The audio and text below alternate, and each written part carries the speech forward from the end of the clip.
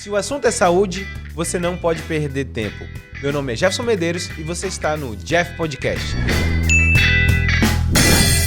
Então, para começar hoje, o meu convidado é um grande amigo de vários anos, mestre também, porque me ensinou muita coisa, Dr. Cristiano Paiva. Muito obrigado por ter você aqui, meu amigo. Jefferson, o prazer é todo meu. Acho que a gente está sempre aprendendo um com o outro, né? Muito. Você também tem uma característica que eu gosto muito, sempre inovador, disruptivo, sempre em prol dos seus pacientes, até porque nós temos muitos pacientes em comum, né? E a nossa forma de pensar é bem parecida. Então, apesar da gente acabar sendo de gerações um pouco diferentes, né? Porque eu tô mais velho, né? Mais velho na idade, mas na cabeça, a cabeça sempre jovem. A gente está sempre aí tentando fazer a diferença no nosso segmento, né? Então, vamos bater aquele papo, né? Vamos, você sim. Com certeza vai conduzir bem. Eu queria começar, na realidade, o seguinte. Eu queria entender, em que momento a medicina entrou na sua vida? Na verdade, Jefferson, isso aí são palavras do meu pai e eu também lembro disso. Eu sempre quis fazer medicina, desde pequeno. Eu tinha uma tia, eu tinha porque ela faleceu, infelizmente, e eu adorava minha tia, chama tia Elza. E eu falava que eu ia fazer medicina para cuidar da minha tia. Então a medicina já me acompanha desde quando eu era um bebê, uma criança, entendeu? Então assim, realmente eu acabei fazendo o que eu acho que nasci para fazer. E quando você... Por que a escolha de Manaus, cara? Porque você é goiano. Isso. Qual é a cidade mesmo, desculpa? Inhumas. Inhumas, que é a mesma do pessoal do João Leandro, Hugo. Do João Hugo. Isso. Ah, não, tô dizendo, mas o Leandro Leonardo, não é Também. isso? Que era de Tomate, não é Tomate, isso? é. A cidade do Tomate. Quando é que você sai de lá, cara, e se banda aqui pro Amazonas, para Manaus? Essa história todo mundo me pergunta. Eu falo que na vida tudo é questão de oportunidade, né? Oportunidade, você saber utilizar essa oportunidade no momento certo. Eu tinha um tio que também, infelizmente, acabou falecendo, irmão da minha mãe, que fazia 30 anos que não ia em Goiás, que estava em Manaus. Ele era um dos sócios de um cursinho aqui chamado Camões. Não sei se você lembra disso. Eu lembro. Da minha época bem ainda. famoso. Na época, eu estava fazendo um vestibular para medicina em Goiânia, para a Federal de Goiânia. Passei na primeira fase e por um triz não passei na segunda, entendeu? E lógico que ia ter que fazer cursinho, eu tinha acabado de finalizar o terceiro ano.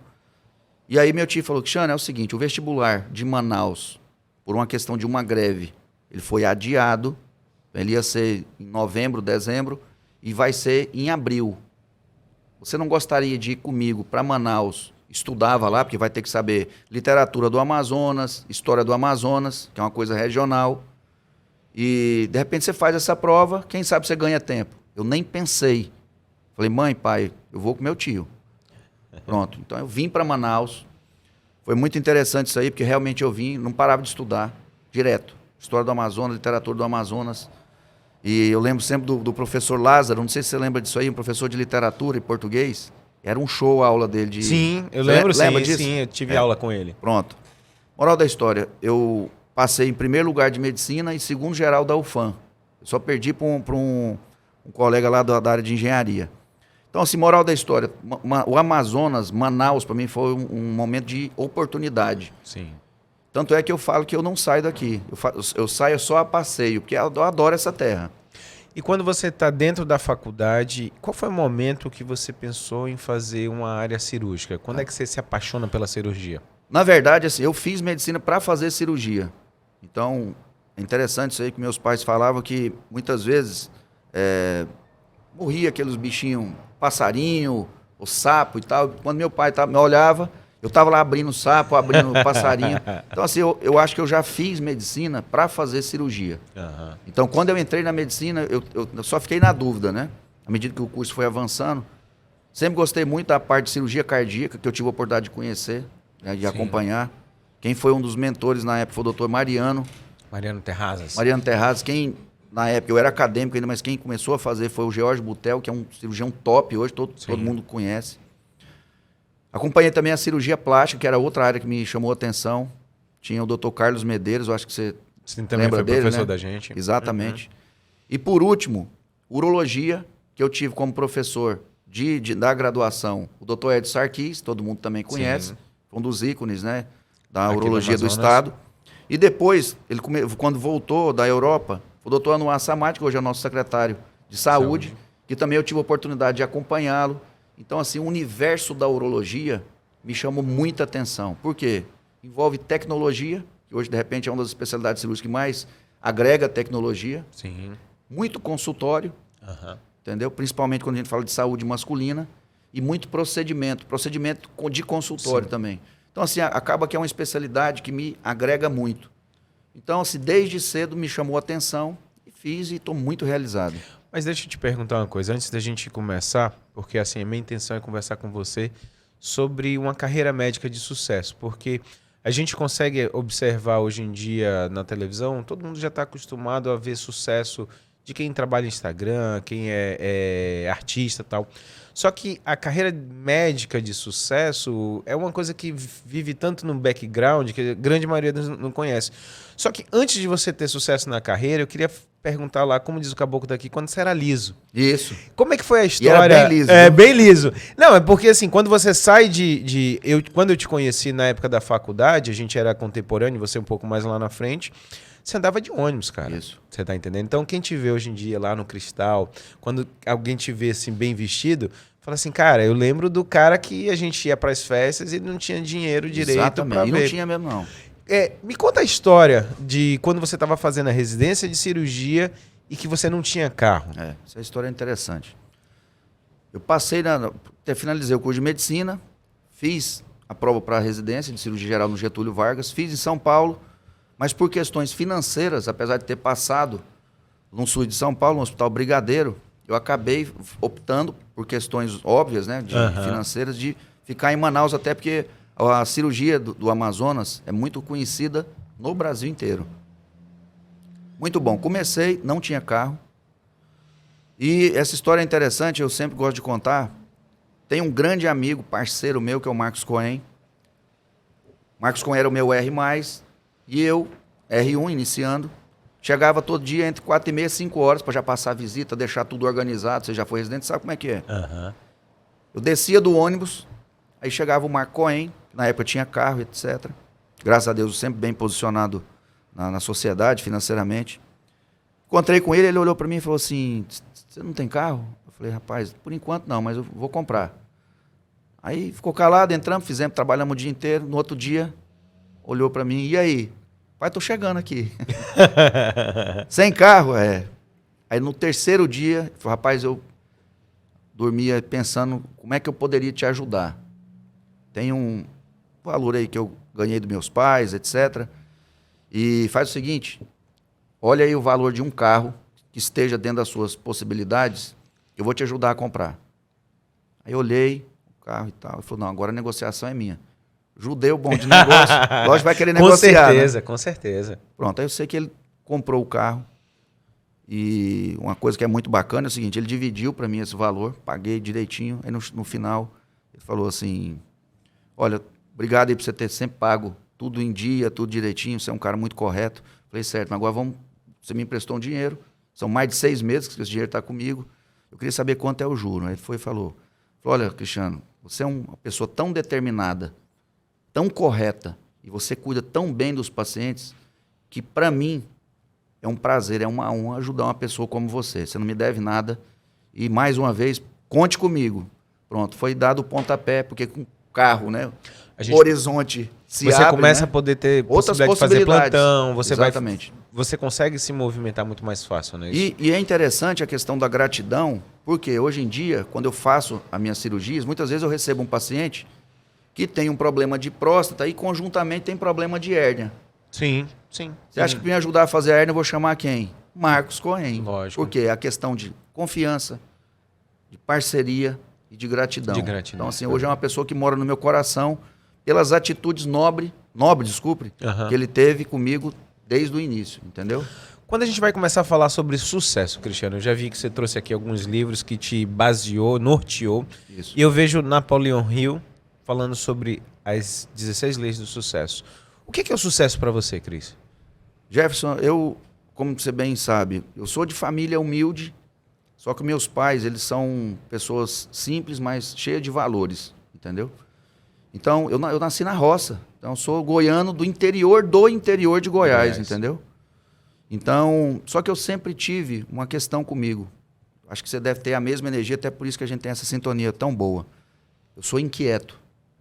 Porque tem gente que nasce, não é pobre, ele nasce sem recurso, porque pobreza é uma coisa, uma palavra assim, muito pesada, né? Tem pessoas que nascem sem recurso material e se conformam com aquilo. Eu sempre fui inquieto. Eu sempre quis buscar algo mais. Nunca cobiçando o que é do outro, mas sempre tendo boas referências. O que eu quero falar com isso? Para você chegar em algum lugar, você tem que ter uma referência. Eu quero ser o melhor urologista do Brasil. Qual a minha referência? Dr. Miguel Srucci, que foi um dos grandes mestres da minha carreira. Entendeu? Cirurgião metódico, Dr. Nakajima, Dr. Antônio Macedo, que é o médico do Bolsonaro, todo mundo ouve falar. Então, são pessoas que eu tive a oportunidade de aprender e, lógico, me espelhar no sucesso.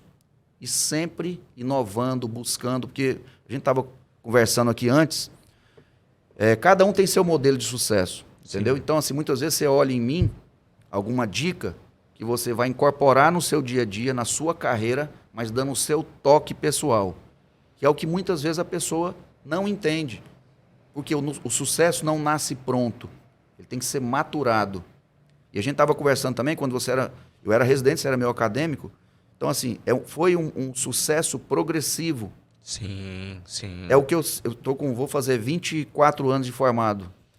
Eu falo que não tem como uma pessoa estar começando no capítulo 1, comparar com o meu capítulo 24, porque do 1 ao 24 teve todo um processo, que muitas vezes a pessoa não entende. E quando você vai falar, eu lembro que eu tenho algumas memórias, porque assim, a diferença de idade, de amigos, algumas vezes a gente foi se encontrando. Exatamente. E eu lembro que o Dr. Nakajima estava fazendo um projeto sobre câncer de estômago, ainda aluno, e você estava dentro da residência. E eu até conto para os meus residentes que quando a gente vai falar sobre nutrição parenteral, antigamente não tinha nutricionista. Exatamente. E foi você e o Dr. Nakajima quem fizeram todo o protocolo do Getúlio Vargas sobre nutrição parenteral. Em um segundo momento eu entro na residência de cirurgia geral, você está lá dentro como preceptor, e eu sei que você não lembra disso, mas eu entro para operar só eu e você deixa eu operar, e você fala assim, Jefferson, sucesso da cirurgia é você fazer a mesma coisa todo dia. Exatamente. Então você faz a incisão do jeito que você sempre faz, você faz o passo a passo. Por quê? Porque toda vez que você fizer a mesma coisa, você não vai esquecer de nada. Isso. E, cara, até hoje são 18 anos de formado, cara, são 18 anos que eu tenho isso na cabeça. Do que você me fala pra mim, e acho que quando você fala que você é inquieto, eu sou igual a você, e muitas das vezes, poucas vezes a gente se encontra. Mas sempre existe essa troca. Sempre. A gente senta e você manda de lá, eu mando daqui. Exatamente. E você tá aqui porque eu tava te cutucando. Falei, cara, vamos lá. Quando as pessoas veem o seu sucesso, e eu concordo com você, eu acho que a gente tem que olhar e o sucesso dos outros, não é que a gente quer que a pessoa não tenha ou quer o dele. Eu quero o meu. Exatamente. Eu quero penso do meu assim jeito. todo dia. Deixa eu só contar uma história. Muito pegado com o que você falou. Eu lembro que a doutora Mônica Bandeira, ela foi uma pessoa que eu tive como referência, era uma pessoa que não atendia plano de saúde. E aí eu sempre queria saber como é que ela fez. Um dia ela estava fazendo um parto, acompanhando o parto, eu entro na sala, olho para ela e falo assim, doutora, deixa eu perguntar uma coisa para a senhora, eu queria falar com a senhora. Ela falou, tudo bem. E ela ria porque eu falei assim, doutora, eu só quero saber como é que a senhora fez. Não tenho inveja. Acho que inveja é uma coisa... Não combina com não a combina. gente, né? Eu não quero inveja. Eu quero saber como é que a senhora fez. Eu quero traçar a minha meta de vida. E ela riu porque, assim, ninguém pergunta isso para outro, né? E isso eu vejo que toda vez que eu te encontro, eu tenho algum ponto que eu vejo que eu quero entender isso aqui. Então, isso daí eu vou seguir. Quando você pensou em produzir uma carreira de sucesso, por onde você começou? Porque dentro da área da medicina a gente é bitolado sempre aqui, tem que só doar e não receber. Como é que você começou? O interessante dessa pergunta é o seguinte, não sei se eu já te contei essa história, eu estava finalizando o curso de medicina, eu era plantonista da UTI do Getúlio. Descendo a escada da clínica médica, não sei se você lembra, tinha uma banca. Sim. de livros. Você lembra disso? Lembro. Um dia eu estava descendo aquele plantão agitado, colhe gasometria e desce. Eu acho que você deve ter feito a mesma coisa. Né? Desce com o paciente grave Aquela naquele loucura. elevador. Muitas vezes você descia até carregando o paciente. Beleza, numa dessas descidas, foi mais tranquila, eu passei olhando os títulos, né, dos livros que estavam lá expostos. E um livro me chamou muita atenção, eu até trouxe esse livro, que é esse aqui, ó. Hoje está na 5ª edição, mas na época era a primeira. Como ter sucesso na profissão médica. E a gente, folheando o livro, você folheou também, tinha vários itens. Aí tinha como cobrar seus honorários, como treinar a sua equipe, como você construir o seu consultório. Quer dizer, se você tem uma ideia de construir um consultório para atender o público C e D, tem que ser num local. Se é o público A, tem que ser no outro. Moral da história, como organizar a sua agenda, gestão de tempo, gestão financeira do consultório. Moral da história, só tinha um quesito que eu estava dentro, que é assim, ó, sempre seja estudioso. Aí eu olhei para mim e falei assim, meu Deus, desses aqui eu acho que tinha uns 12 ou 15 quesitos ou títulos no livro, né, subtítulos. Aí eu falei assim, eu só tenho um. Então, moral da história, se eu me contentasse em ser estudioso somente, eu nunca teria sucesso.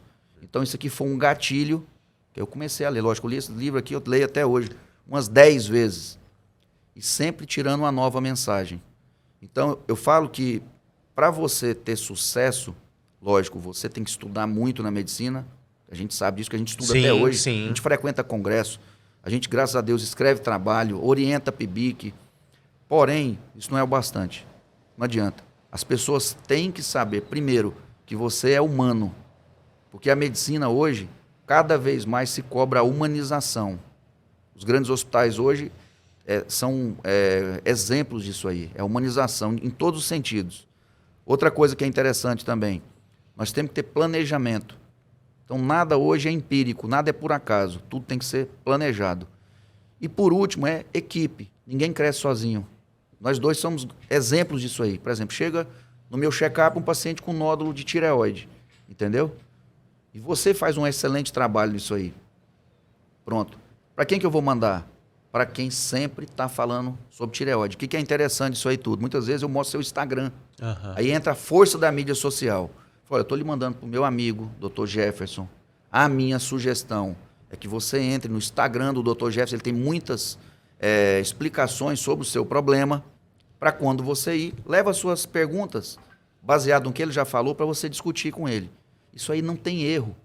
Porque a pessoa se sente, primeiro, acolhida, ela sabe quem é você, sabe que você domina um assunto e sabe que ela vai ser bem atendida. Mas, Cristiano, algumas vezes a gente se encontrou no elevador lá no Cristal, no nosso consultório, e quando você está falando sobre humanização, eu acho que foi uma necessidade que eu tive, até como amigo, de dizer assim, poxa, Cris, você lembra dessas conversas? Dizer assim, as pessoas te veem como sucesso. Só que as pessoas que te veem como sucesso acham que você nasceu aqui e você sempre foi assim. E eles não conseguem no dia a dia, porque quando a gente está ali no nosso Instagram, a gente está informando. Isso. A gente tá deixando o recado, está passando. Só que eu falo assim, cara, muitas pessoas, Cris, não conhecem o Cristiano. O Cristiano que eu conheci, que veio de Inhumas, o Cristiano que foi o cara que sempre... Simples. Que a gente saía pra beber nas festas e ia tomar uma latinha de cerveja e com dinheiro contado, pô.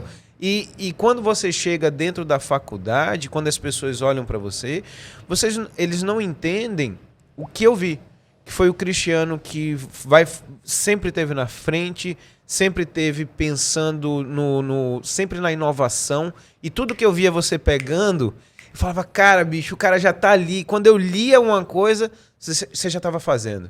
E isso que era legal. E às vezes as pessoas não conseguem entender e ver isso daí.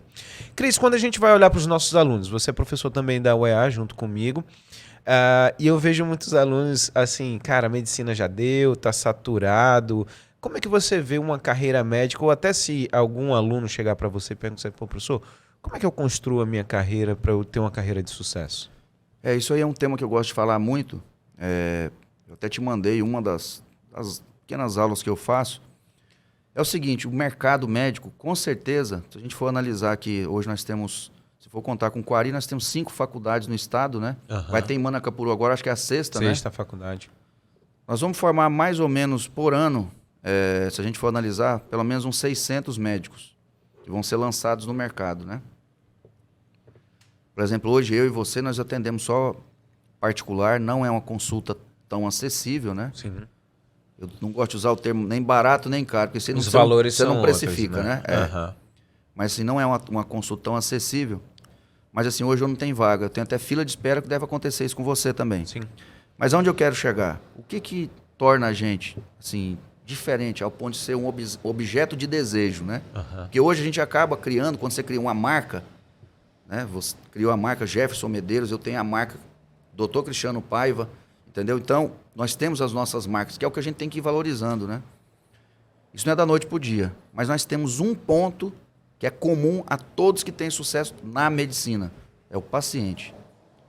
Todas as vezes que você foca no paciente, você é atencioso, você é humano, você é atencioso com a família, entendeu? Você sempre é ético e correto no tratamento. Vou te dar um exemplo simples. Por exemplo, Manaus não tem robótica ainda, que serve para você e serve muito mais para mim. Sim. Entendeu? O paciente está com câncer de próstata localizado, é um paciente potente, é um paciente continente. Moral da história, é um paciente, no nosso termo de cirúrgico, é um filé. Entendeu? Para ser operado e ficar muito bem e sem sequela. Hoje é padrão ouro, é cirurgia robótica. Sim. Eu vou segurar esse paciente em Manaus? Não vou segurar. Então eu vou indicar um colega que opere, ou muitas vezes o paciente faz questão, eu vou operar junto com a equipe de lá o paciente de robótica. Mas moral da história, se você focar no paciente, esquecer o seu colega do lado, porque muitas vezes os nossos colegas, eles focam na gente como objeto. Né? Eu tenho que fazer igual, o que esse cara está fazendo que eu não sei, ele deve ter alguma mágica. Não tem mágica nenhuma. É trabalho, dedicação, sempre eu falo que nós dois, nós temos uma característica que é diferente. Nós somos médicos empreendedores. A rotação nossa é diferente. Porque enquanto muitas vezes a pessoa só pensa em medicina, nós estamos pensando em medicina, nós estamos pensando em rentabilidade, nós estamos pensando em sempre fazer o melhor para o paciente. Então, moral da história, existe um preparo e uma visão intelectual que é diferente. Eu falo que não tem como comparar. Então, não. Cris, uma coisa que eu de você falando, eu vejo muito assim, as pessoas, a característica. Eu vejo que a nossa geração foi uma geração que a gente se preparou e a gente nunca saiu atrás do dinheiro. Isso mesmo. O dinheiro para você, eu te conheço, não foi o mais importante. Nunca foi. Então, você sempre... A sua ascensão e o seu sucesso veio de que você sempre foi um cara diferenciado, estudioso, que sempre esteve na frente de todo mundo, que não se ateve à medicina. Então, esses pontos de gatilhos de ler, entender que você tinha que saber gerir muito bem a sua equipe e o seu tempo, e isso te fez a propulsão para chegar onde você chegou. E isso que eu acho bacana, porque os alunos às vezes chegam, uma geração nova, assim, professor, como é que eu vou ganhar dinheiro? Eu falo assim, cara, tu já começou errado. Total. A pergunta sua já. Total. Vamos te dar mais uma chance. Vamos mais uma chance. Volta aí e vamos conversar sobre a próxima chance. Quando a gente chega à abertura, Cris, do Facebook, Instagram, YouTube, como é que você... Você foi o cara aqui em Manaus que saiu na frente. E como foi a sua disruptura? Porque, assim, no meio médico, o primeiro que saiu no Instagram é blogueiro, acabou, o cara não quer mais fazer medicina. Como é que foi a sua entrada?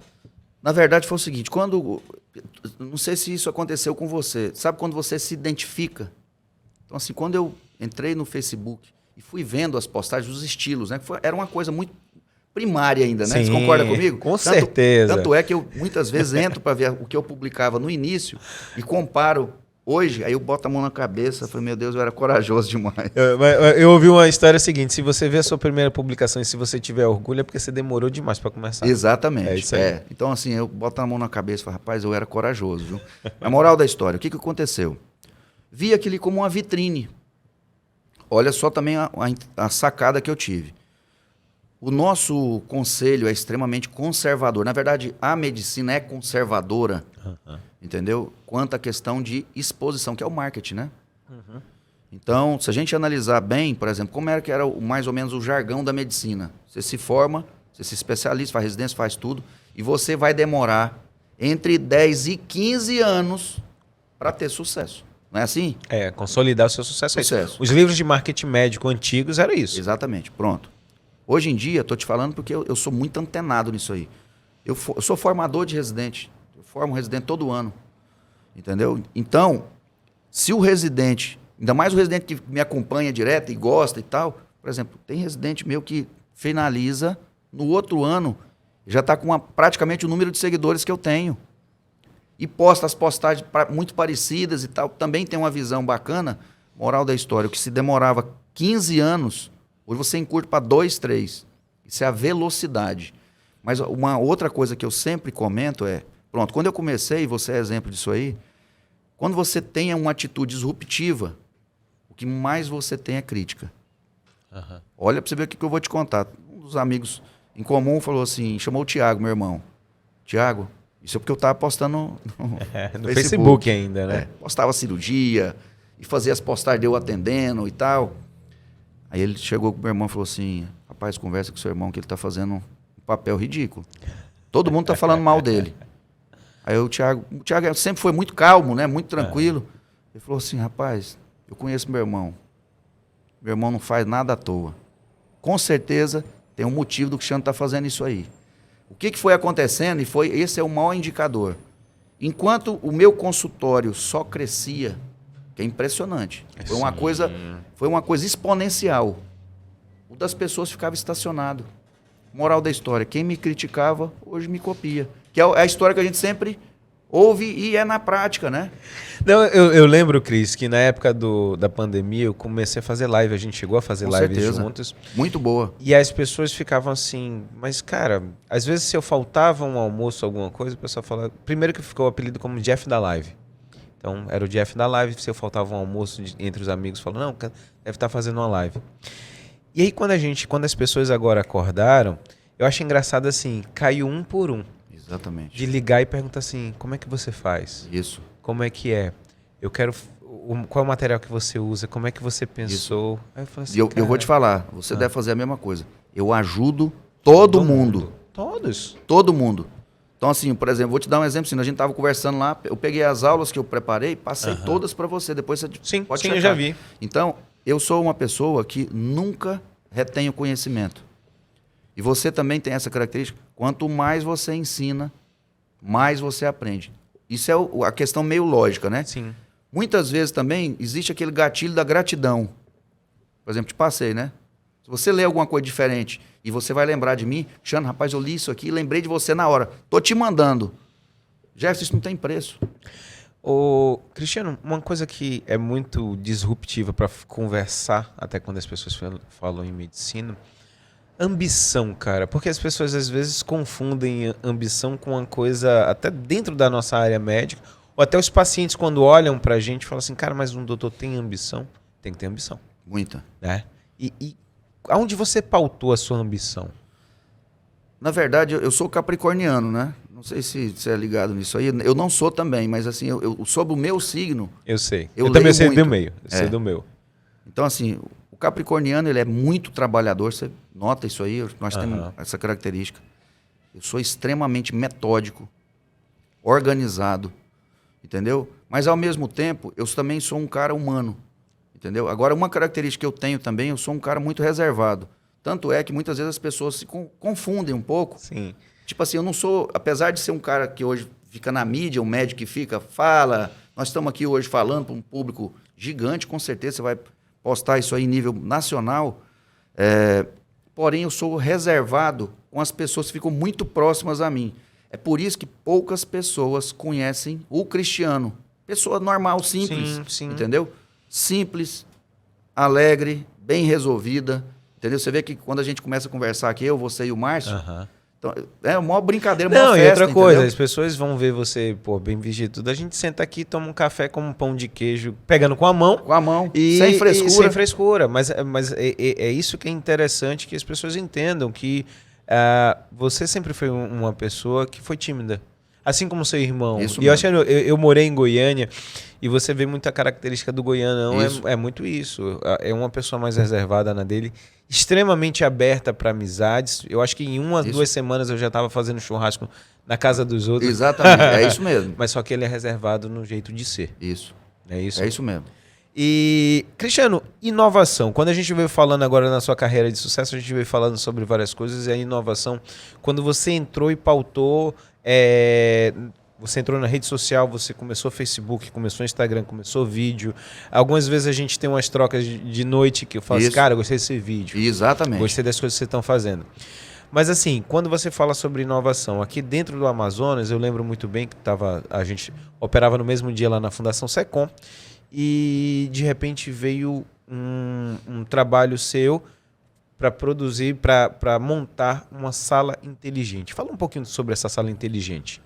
Foi o seguinte, quando eu terminei o doutorado lá na Escola Paulista, quem foi meu orientador foi o Cássio Andreoni, que é um grande amigo, e o Dr. Cássio fez conjuntamente, foi o Dr. Miguel fazendo no Sírio e o Dr. Cássio Andreoni no Einstein, as primeiras cirurgias robóticas do Brasil.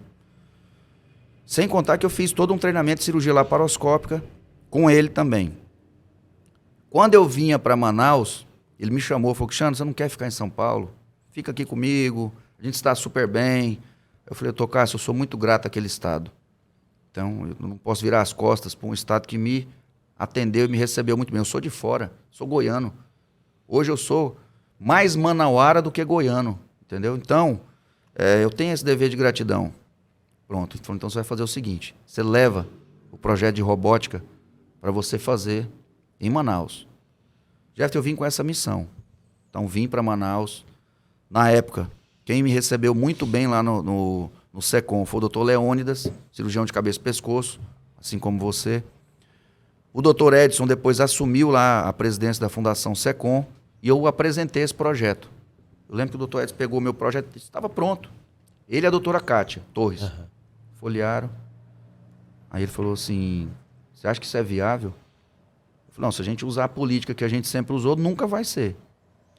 Mas o Dr. Edson falou assim, não, mas nós vamos viabilizar isso aí. Aí entrou o Cleinaldo, da UEA, professor Cleinaldo, professora Maria Olívia, da FAPEAM, e na época tinha a Secretaria de Ciência, Tecnologia e Inovação, que quem coordenava era o professor Aldenildo Sena, que hoje ele está morando em Portugal, uma pessoa fantástica. Nós fizemos um time. Pronto. Como é que essa sala ia surgir? Com verba de pesquisa. Então nós sensibilizamos todo um time da CAPES. E esse projeto ele foi montado em dois estágios. O primeiro estágio da sala inteligente, que seria uma sala inovadora, tanto é que essa sala funciona até hoje. Sim, até Você hoje lembra está disso lá aí? na Fundação SECOM. A Fundação SECOM. Foi um legado, né? E o segundo tempo era a chegada do robô. Tanto é que essa sala ela já é toda pronta, é só colocar a plataforma que ela já vai receber esse robô e funcionar direitinho. Moral da história, fizemos todo o projeto, etc. Pronto, a sala tinha que ser reformada. Aí vai a grande história que eu vou te contar agora. Precisava de uma verba de aproximadamente uns 600 mil para fazer a reforma. Só que eu tinha verba para comprar equipamento, eu tinha verba para fazer a instalação, mas não tinha para fazer a reforma. Pronto, travou o projeto. Aí eu falei, meu Deus, agora como é que nós vamos fazer esse projeto todo organizado? E como é que nós vamos fazer? O mais difícil você já tinha. Já tinha conseguido. Eu tinha conseguido, eu, da professora Kátia e o professor Edson, a gente conseguiu mais de 5 milhões de verba de pesquisa. Pronto. Quem eu tinha sido médico durante muito tempo, não sei se você é daqui, talvez se você lembre disso, a dona Estela Lustosa, Sabá, né, da família, ela foi uma das pessoas mais bem-sucedidas do estado. E eu fiquei muito amigo da família por cuidar dela. E a dona Estela me adorava. Aí a Jéssica, que hoje é uma das gestoras do patrimônio, falou assim, Cristiano, como é que a gente pode te pagar? Você vem aqui, muitas vezes até fora de expediente, atender minha avó, etc e tal. Falei assim, olha, eu gosto tanto da sua avó que eu venho aqui com o maior prazer do mundo. Mas um dia eu vou precisar de você. Aí ela olhou para mim e falou assim, O que você precisar de mim, da minha família, você vai contar, porque isso que você faz com a minha avó não tem preço. Aí o mundo deu aquele... Deu aquela volta. Liguei para ela. Jéssica, deixa eu te falar, eu tô precisando de uma ajuda sua. Aí, falou, o que é, Cristiano? Falou, eu tô precisando de uma verba para reformar uma sala, que eu consegui recurso para comprar equipamento, etc, tal, mas não tenho para fazer a reforma da sala. Você tem o valor? Tem. Aí eu mandei, né? Não quis nem falar, eu fui mandei. Eu pensando, lógico que ela não vai ajudar, né? O não já tem, né? É. Aí ela na hora, olha, já passei aqui para minha mãe. É o seguinte, você tem condições de dar para a gente 10 minutos, que nós vamos ligar para o nosso setor financeiro e verificar como é que a gente pode ajudar e isso aí ser viabilizado para você. Tô te falando, não deu 10 minutos. Ela me ligou. Cristiano, está autorizado, pode fazer. Então, assim, são coisas, Jefferson, que a medicina permite que a gente consiga só pelo fato de você cuidar bem. Moral da história. Fizeram a reforma, hoje o nome da sala leva o nome da dona Estela. Não sei se você lembra, tinha uma placa lá. Lembro, né? lembro. Então, assim, eu sou muito grato. A dona Estela, que hoje não está entre a gente, mas é uma pessoa que ilumina, com certeza, todos aqui que lembram dela. A família, Sabá Lustosa, na figura da Jéssica, na dona Vânia. Então, assim, são coisas que ninguém sabe, que são dos bastidores, né? Mas que muita gente acaba ajudando pelo fato de acreditar no nosso projeto de vida. E, Cris, uma coisa que é engraçada, porque assim, a gente vai correndo em paralelo, e eu lembro muito que quando você fez a proposta de uma sala inteligente, as coisas começaram a andar. Eu vi pessoas no nosso meio, e aí a gente operando no SECOM, e eu vi pessoas falando assim, mas, cara, tá faltando, às vezes falta gases, como é que vai fazer uma sala inteligente? E aí uma vez pararam e me perguntaram o que eu achava. E eu falei assim, alguém tem que sonhar. Porque se a gente continuar sempre só reclamando e olhando as deficiências, a gente não vai para frente. Então, assim, você era o cara que sonhava e sonhava alto.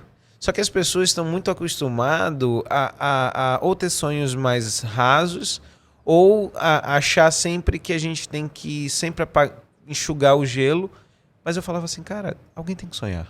E eu achava fantástico os seus sonhos, porque eu entendia toda a trama, a viabilidade. Pô, vai ter dinheiro? Vai. Você tem a FAPEAM, você tem formas de você chegar. Não e esses pequenos pedaços para encaixar ali no quebra-cabeça, você construiu exatamente por causa disso. Porque você sempre foi um cara que as pessoas acreditaram. E quando você ia, as pessoas... não sei se você entende isso de você. Que quando você vai, você arrasta. E as pessoas vão porque é você. E a pessoa vai e faz um investimento, bota tudo esse dinheiro porque era você. Porque se fosse outra pessoa também não seria. E agora, outra coisa dessa história aqui que é muito interessante, é que na época, eu acho que...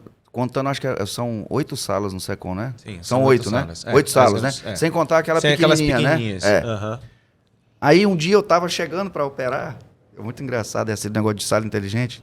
Aí um dos cirurgiões falou assim, Cristiano, rapaz, você não acha melhor pegar o dinheiro da sua sala inteligente e deixar as outras salas menos burras? Aí eu olhei, você tem que rir, né? Uma coisa engraçada. Aí eu falei assim, rapaz, se você me ajudasse a fazer mais uma sala inteligente, o outro me ajudasse a fazer mais uma sala inteligente, a gente não ia diluir, entendeu? E a gente realmente ia alfabetizar as salas burras e deixá-las inteligentes, entendeu? Então, moral da história. Muitas vezes as pessoas não acreditam. E você falou uma coisa que... Aí entra a questão da ambição. Tem uma frase que fala o seguinte... Sonhar pequeno e sonhar alto, sonhar grande, você gasta a mesma energia. Se você gasta a mesma energia, então vamos o quê? Sonhar grande. Sonhar grande. Eu levo essa frase muito para a minha vida, exatamente por causa disso. Porque, assim, se você vai ter que fazer um esforço, faça para o melhor. Exatamente. Cara, né? E outra coisa, muitas vezes, é interessante isso aí. Jefferson, muitas vezes, assim, o negócio da sala inteligente, o pessoal pensou que fosse para autopromoção. Sim. Só que eu não fiz a sala para mim. Era para operar cabeça e pescoço, cirurgia pélvica, abdominal, moral da história, todo mundo operava. Tanto é que uma das pessoas chegou e falou assim, cara, você não para de se autopromover em momento nenhum, né? Aí eu olhei e falei, mas o que você não está entendendo? Né? Aonde? Aí ele falou assim, esse negócio da sala inteligente, todo mundo sabe que você está fazendo para autopromoção. Aí, lógico, eu sempre tive muita inteligência emocional para saber lidar com isso. Porque a primeira vontade deve ser mandar o cara tomar lá muito longe, né? Mas não. Falei para ele, falei assim, cara, deixa eu te falar, essa sala não é da urologia, não é a sala do Cristiano operar, não, essa sala vai servir todos nós. E outra coisa, eu estou pensando nisso, é no cirurgião que vai ter uma sala top para ele operar, é no paciente do sistema público, que vai ter uma cirurgia de alto nível. Alto nível que ele não teria, entendeu? Então, assim, me desculpe, mas, assim, eu vou me promover quando eu estiver operando, entendeu? Mas quando você estiver operando, quem pode se promover também é você, não eu, entendeu? Sim. Assim, eu brinquei com ele e falei assim, rapaz, pega uma carona aí que você vai se dar bem. Moral da história, usa, sim, entendeu? Não critica, ajuda, né? E não critica. E Cris, e outra coisa, e chega... Eu ia até perguntar sobre ciclos, porque os ciclos a gente abre e fecha. Chega que você montou tudo aquilo e hoje em dia você não está mais no SECOM, não é isso? Na verdade, isso também foi uma coisa interessante. Na época assim, que eu estava no SECOM, eu me realizava lá no SECOM, estou te falando. Então, assim, eu adorava lá. Eu levei assim, a cirurgia laparoscópica avançada para o SECOM. E essa história também, tudo tem história. Eu acho que é interessante as pessoas saberem desse bastidor. Existia o presidente da LAC, antigo presidente, hoje é o Dr. Jesus Pinheiro, e quem era antes, não sei se você chegou a conhecê-lo, é o chamado Sr. H. Dias, Dr. H. Dias, Hildelberto Dias. Sim, lembra dele? Conheci, sim. Pois é. Comecei a fazer, trouxe meu material de laparoscopia, só que faltava insumo. E eu tentando fazer as cirurgias laparoscópicas, né? Aí um dia eu encontrei o Dr. Jesus Pinheiro, falei, Dr. Jesus... Estou tentando desenvolver aqui, não tem material, muitas vezes trazendo o meu é uma dificuldade e tal. Ele falou assim, Cristiano, é o seguinte, eu acho muito engraçado, tente sensibilizar o presidente da LAC, lá você consegue.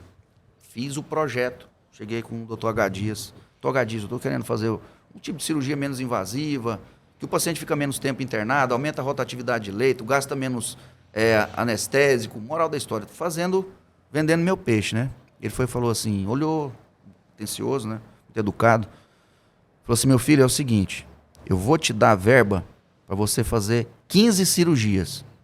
Monta, eu vou te dar a verba, e depois você vai sentar comigo e você vai realmente me mostrar os dados, comparando se realmente vale a pena investir nisso ou não. Eu falei, sim, senhor, me deu a verba. Não sei se você lembra dela do setor de combos, a Grace. Sim, lembra dela? Lógico, a Grace. Top. Ajudou muita gente. Muita gente. Sentei com a Grace, falei, Grace, nós vamos ter que espremer de tudo quanto é canto com esses fornecedores para pegar essa verba e transformar ela em 15 cirurgias. Ela olhou para mim e falou, doutor, não tem condições não. Falei assim, Grace, é o seguinte, nós temos que colocar na cabeça dos fornecedores que isso aqui pode abrir portas para ele que hoje nem existe. Vamos tentar. Se a gente conseguir, porque eu vou estar apostando, você também, os fornecedores têm que apostar. Pronto, moral da história, o que era, sei lá, 50%, 70% de desconto para viabilizar a compra. Moral da história, fiz as 15 cirurgias. Eu operava aberta e operava laparoscópica. Pronto, finalizei, coletei todos os dados, que foi até um PIBIC meu, levei para o Dr. H. Dias. A economia era de 30% por procedimento. Quem lida com gestão, 30% de economia. Excelente. Pronto. Viabilizou a cirurgia laparoscópica, viabilizou pinça harmônica, que hoje serve, na época você estava no SECOM, viabilizou para vocês, da cabeça e pescoço, que faz muita diferença. Você diminui o tempo de cirurgia, diminui a internação do paciente, diminui a infecção, diminui a chance de complicações de hematoma. Então, assim, quando você fala sobre essa história das mudanças dos paradigmas, né? Eu acho interessante, Cris, porque no nosso dia a dia, quando você leva a inovação, a tecnologia, ela agrega outras coisas. Com certeza. E não é para você. Lógico. É para o paciente. Sempre. Em vez de fazer um corte enorme na barriga, ou vamos dizer uma cirurgia de rim, a posição, o local onde você faz a incisão, Você entra por vídeo, opera, no outro dia de manhã o paciente está Tendo show alta. de bola, tendo alta, indo para casa. Então, quando as pessoas sempre pensam nessa autopromoção sua, eu sempre vejo assim, cara, mas você não olhou a pessoa que está se dando bem com a história? Que é o paciente. Sempre ele. Sempre Sempre o paciente. E como é que você lidar com esses ciclos, Cris? Porque a gente abre, faz ciclos e sai. E você consegue sempre estar pensando na frente, ou às vezes você fica meio grudado no ciclo passado que você fez? Na verdade, assim, eu sou muito prático nisso aí.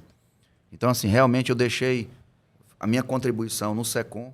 E hoje, você acompanha isso também, hoje eu me dediquei a outro projeto, que é o projeto da residência. Uhum. A residência de cirurgia urológica, de urologia do Getúlio, não era uma residência credenciada na SBU. Então, quando eu saí do SECOM, eu saí com essa missão, que foi credenciar o nosso serviço.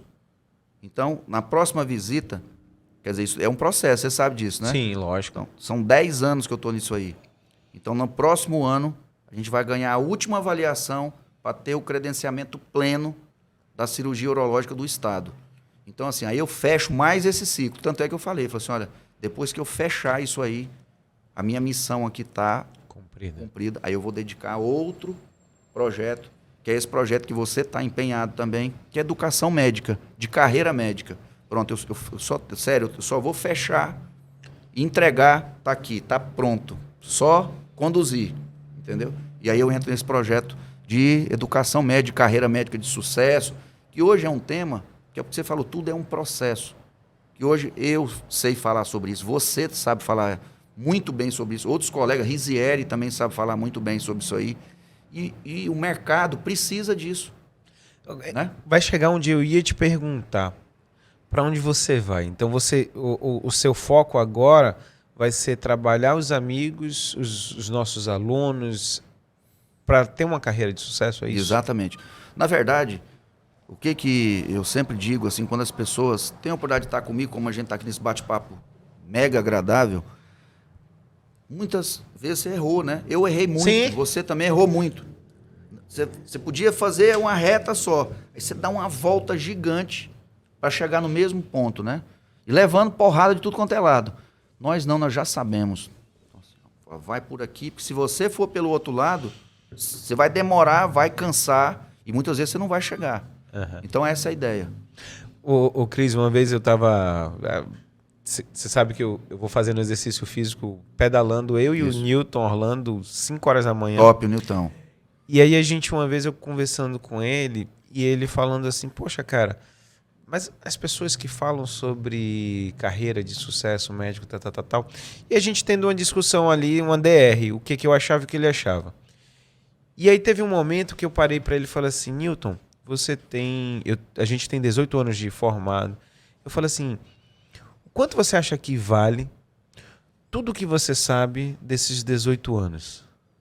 Aí ele olhou para mim e falou assim, não tem preço. Você concorda com isso? Com certeza. Porque assim, as pessoas que estão nos assistindo, quais são as principais disrupturas quando você vai falar? Porque a gente está falando muito sobre carreira médica, mas assim, em qualquer carreira. Concorda comigo que hoje em dia Instagram, YouTube, isso aqui tá... eu acredito que muitas pessoas que não são da área de saúde, porque comigo acontece muito. Cara, como é que você faz? Como é que foi o passo a passo? Como é que você se preparou? Quais são as principais disrupturas para a pessoa realmente sair dessa bolha e ter uma carreira de sucesso? Antigamente, quando eu falo antigamente, vou dar exemplo pessoal. Sim, lógico. Começou o Facebook, eu te falei que quando eu olho meu post inicial lá, eu falo, meu Deus. Então, assim, hoje, eu até trouxe aqui, a gente sempre vai trazendo coisas para ilustrar, né? O que eu levei porrada, você levou menos, porque você é mais jovem. Tá tudo aqui, ó. Instagram, WhatsApp, Facebook. Tá tudo compilado. Uhum. Então, hoje, lógico, a pessoa vai ter que ler, né? É o que a gente faz muito. Ó, tá tudo aqui, ó. Instagram, marketing. Então, o que eu fiz durante esse tempo todo? Interessante que eu vou lendo aqui e vou falando assim, por que eu não li esse livro antes, né? Pô, tinha me ajudado... Muito. E quais são as principais as disrupturas que você acha? Porque, assim, para mim, eu acho que não ouvir o amigo... Porque, assim, você concorda comigo que, assim, tudo que a gente faz para o paciente. Isso. A gente não faz para amigo nosso. O amigo nosso, ele já sabe. Eu tenho que falar para o paciente na linguagem do paciente. Exatamente. E do jeito que ele quer ouvir. Isso aí você foi fantástico. Desde o início, isso aí talvez esteja a grande sacada do meu posicionamento hoje como uma pessoa reconhecida. Eu nunca, olha o que eu vou te falar, hein? Nunca fiz marketing para colega médico, para colega da especialidade. Não, eu faço para o meu paciente. Outro exemplo, me chamaram uma vez e me falaram, Cristiano, rapaz, não sei por que você se arruma tanto. Meu amigo, deve dar um trabalho, você deve acordar cedo e pentear esse cabelo seu e tal, e botar essas roupas, blazer, e gravata, e colete, não sei o quê. Aí eu olho para a pessoa e falo assim, meu amigo, não tem preço o paciente abrir a porta do consultório, me ver desse jeito e me elogiar. Falou, doutor, que beleza, viu? Eu já fiquei bem só de lhe ver desse jeito, meu médico me recebendo desse jeito. Moral da história, eu me arrumo pro meu paciente. Entendeu? Nem pra mim eu me arrumo desse jeito. Se eu pudesse andar de bermuda, eu andava. Ô, Cris, eu lembrei de uma coisa muito... A minha mãe falava muito isso. Meu filho, pode ser pobre e feio. Mas assim, arrumadinho e cheiroso, isso. Por favor, né? Exatamente, sempre. Sempre. Porque isso abre portas. E tem uma frase que é interessante, você deve ter lido isso em algum lugar. É o seguinte, muitas vezes você não tem uma segunda chance de causar uma boa primeira impressão. Moral da história, você vai ter uma pessoa vai ter uma fotografia sua instantânea. Uhum. Pode ser uma fotografia top, você tá bem, não, mas você pode estar todo largado com o jaleco todo para um lado e para o outro sujo, entendeu? Sim. E acabou. Certo. Aí a pessoa vai ter que escolher qual médico ela vai procurar, quem vai. Com certeza. Não tem jeito. O valor da imagem hoje é muito forte. Uhum. Porque hoje, nas mídias sociais, quer dizer, tem pessoas que postam, sei lá, tristeza, que está passando por um problema ruim, mas o que agrega hoje? É a pessoa estar com imagem legal, falando bem, sim, falando coisa positiva. É isso que agrega.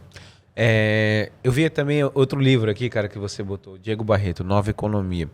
Eu comecei a entender, Cris, e aí você me corrija se você se tiver errado, que assim, quando, do mesmo jeito que você, eu não me preocupo com um amigo médico. Então assim, se você ouvir os outros, a minha pretensão é o seguinte, eu acho que um ponto que nós somos muito parecidos, a gente tem um foco e a gente vai atrás dele. Com certeza. Independente do que falarem, do que pensarem, porque assim, eu acho que essa cabeça inquieta que a gente tem, as pessoas não conseguem, eu acho que a minha esposa não consegue me entender. Exatamente. Quem está do nosso lado não consegue entender. Então, mas a gente sabe onde a gente vai chegar.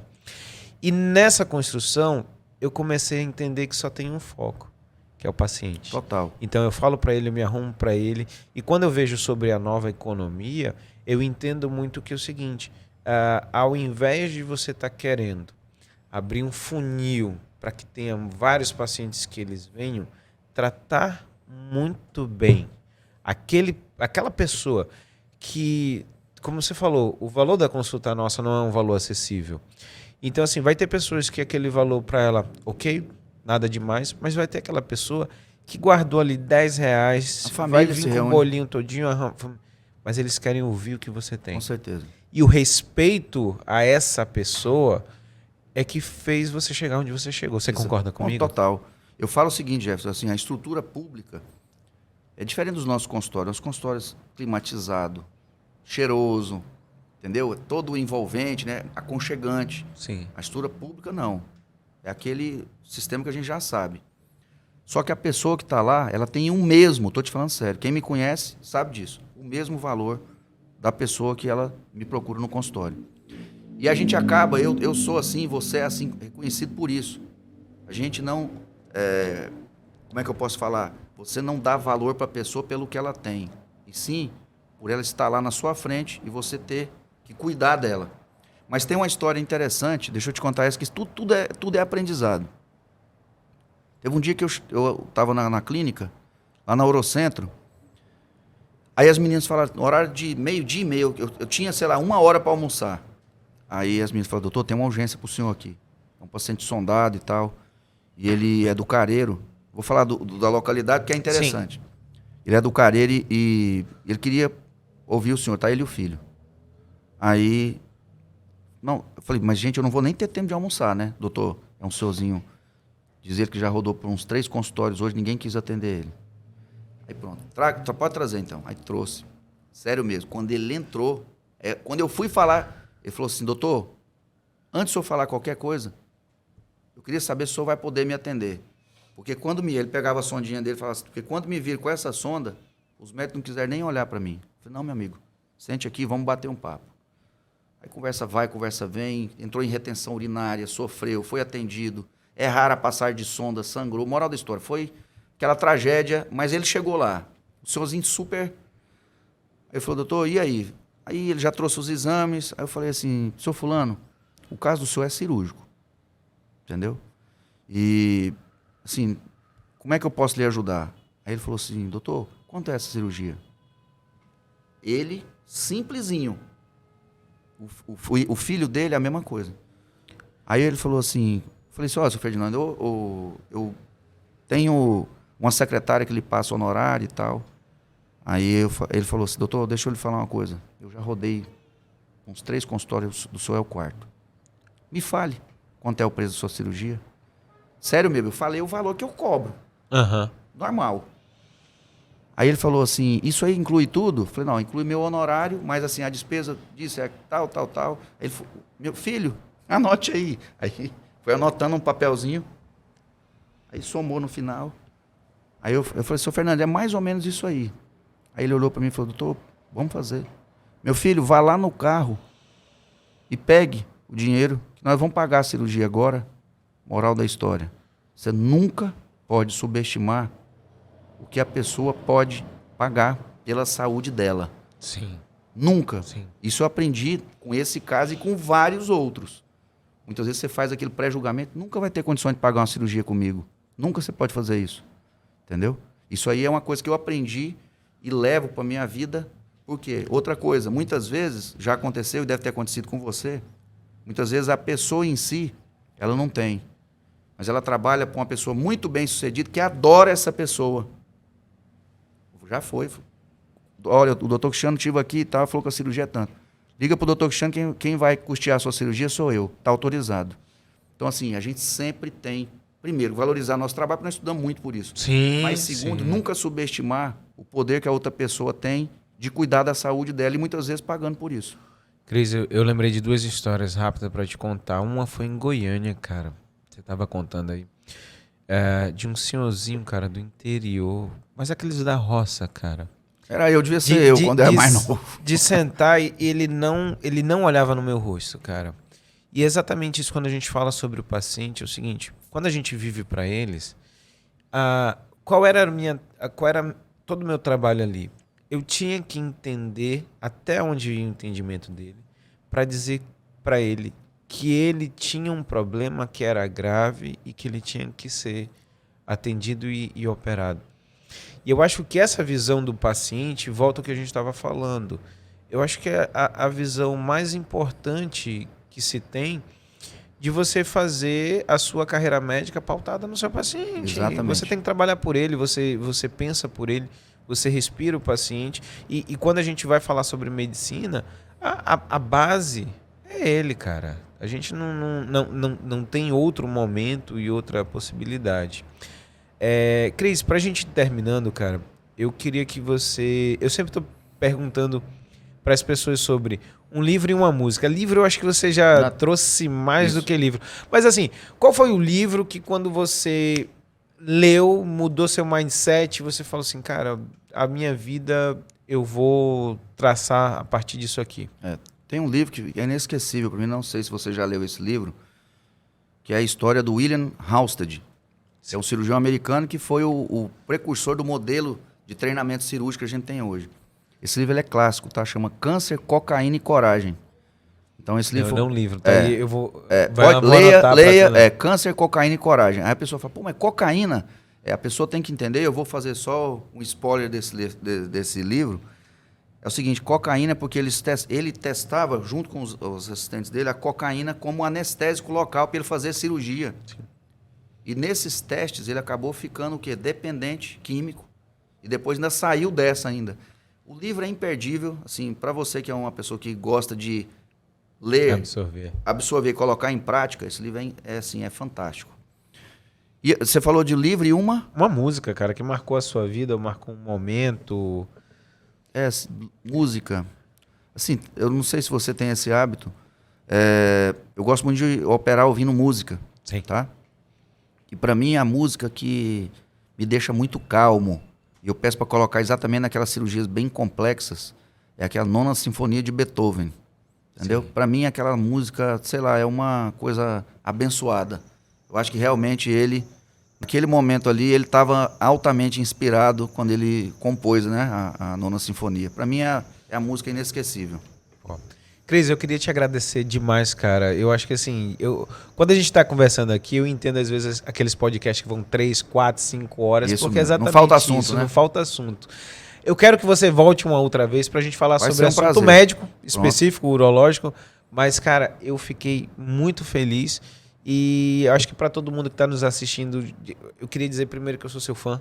É Cara, recíproco. eu sou seu fã e espero que você continue fechando os seus ciclos, porque é importante demais que as pessoas sonhem e que elas, como você, tenham determinação e façam. Então, eu entendo que você tem uns ciclos como eu tenho, a gente consegue olhar para trás e só ficar feliz de a gente ter feito, mas a gente não se apega ao passado. Eu acho que a conexão nossa é porque a gente sempre está pensando no futuro. Meu amigo, obrigado. Tamo junto sempre, Valeu. viu? Tamo junto. Obrigado por E conte tudo, comigo. irmão. Valeu.